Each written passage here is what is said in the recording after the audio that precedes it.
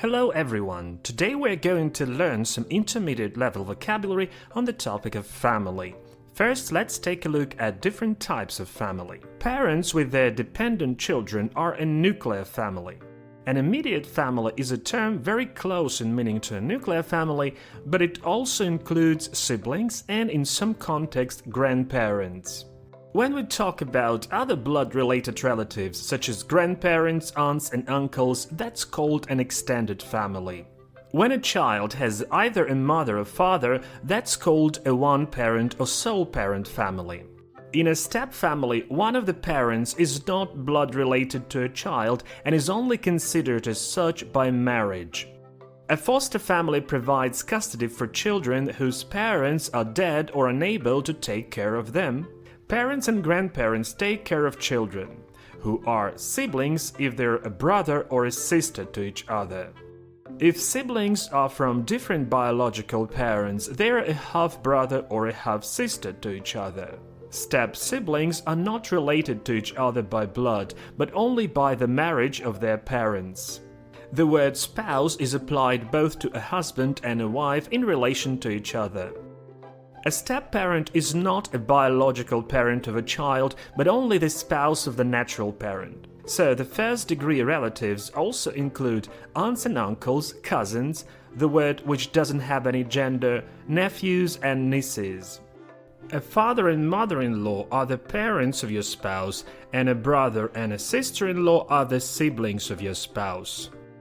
In religious Christian families, when children are baptized, godparents take an active part in the ceremony, and further on, they take full responsibility for the religious education of the kids.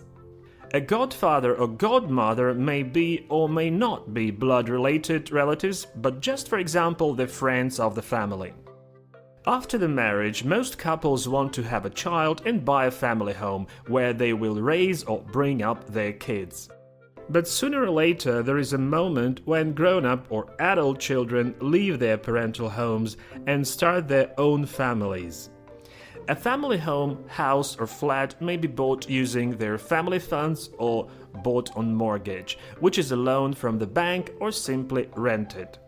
Families that experience serious problems, such as low-income, poor families, or young parent families, parents where the members have certain types of disability and other problems, they are called underprivileged families or vulnerable families. And the state provides support to such families with certain social securities, social assistance programs, and in the USA they're called welfare programs, which include social insurance, social services, and even social housing.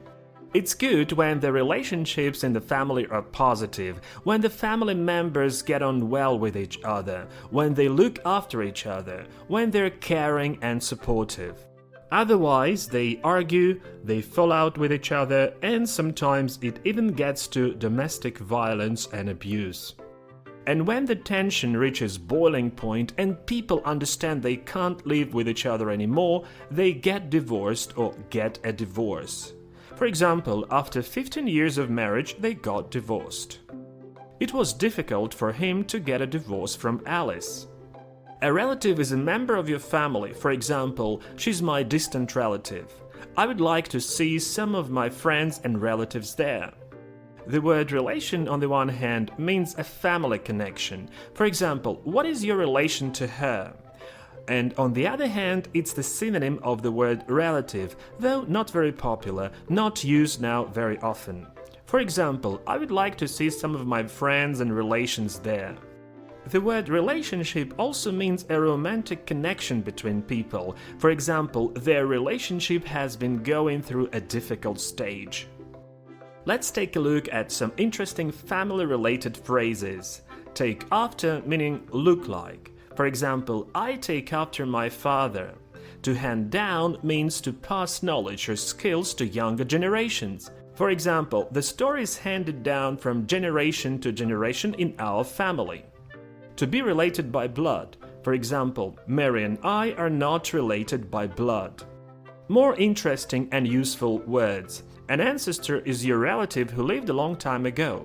and descendants are next generations, those who live after ancestors. Offspring are someone's children, but this word is often used in a very formal or humorous context and has one form for both the singular and the plural. Let's look at some examples. My ancestors were all knights and warriors. Their descendants had nothing to do with the military. The antisocial behavior of parents may affect their offspring in a negative way. This is all for today. I hope this video is useful, and if you like it, please, I'm waiting for your comments, likes, and if you're not subscribed to my channel, please do that right now. Goodbye!